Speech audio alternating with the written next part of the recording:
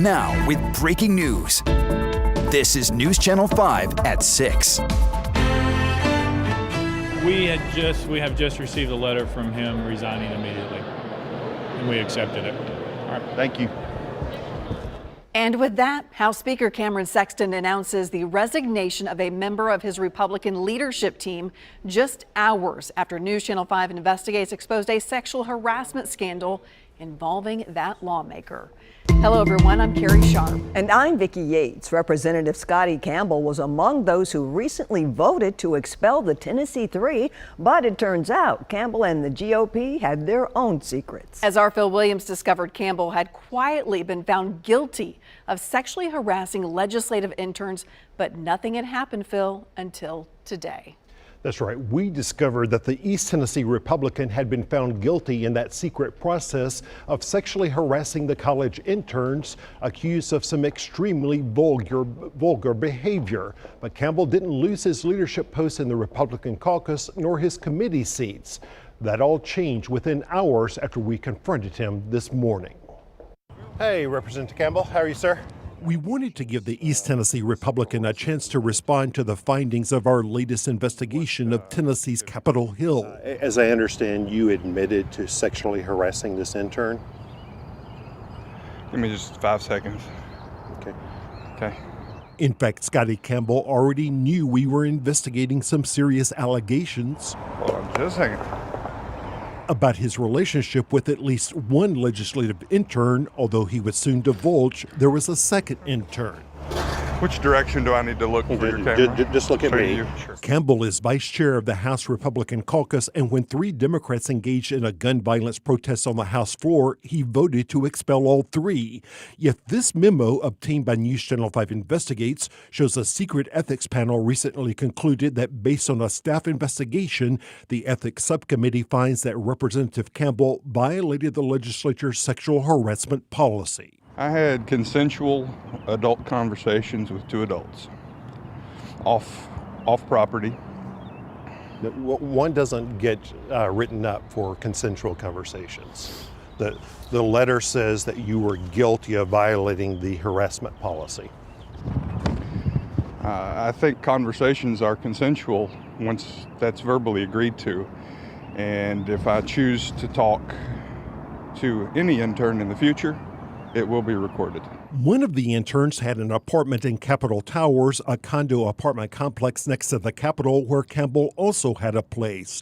The Republican lawmaker allegedly saw her and a 19-year-old intern going into her apartment. According to an account the victim sent to her university, Campbell made comments about how he was in his apartment imagining that we were performing sexual acts on one another and how it drove him crazy knowing that was happening so close to him. The woman added, "I uncomfortably explained that was not happening, and he insisted that he knew it was and asked me to tell him about it." She continued, "I explained that she is my friend, and he proceeded to describe how sexually attractive he finds her, referring to the 19-year-old intern." You were in your apartment imagining that they were performing sexual acts on one another? That's not true. So she's just making that up? Yes.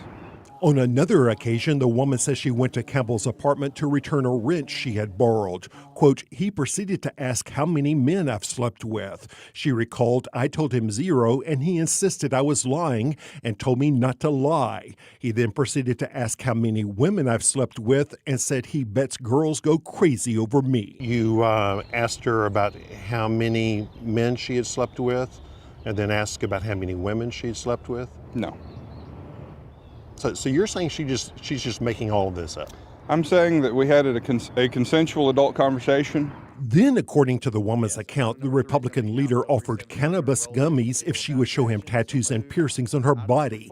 He denies it. Her story, I told him absolutely not, and he begged me for several hugs. She says I was getting progressively more afraid and uncomfortable. He then reached out his hand towards me and grabbed me around my neck. I recoiled and said I felt sick and immediately left. Again, Campbell says he didn't think he did anything wrong. I was told that if anything ever crossed the line, they would tell me directly. And I'm hearing it from Phil. But remember the report from the ethics panel finding that Campbell had indeed violated the harassment policy. So are you saying the ethics subcommittee is lying?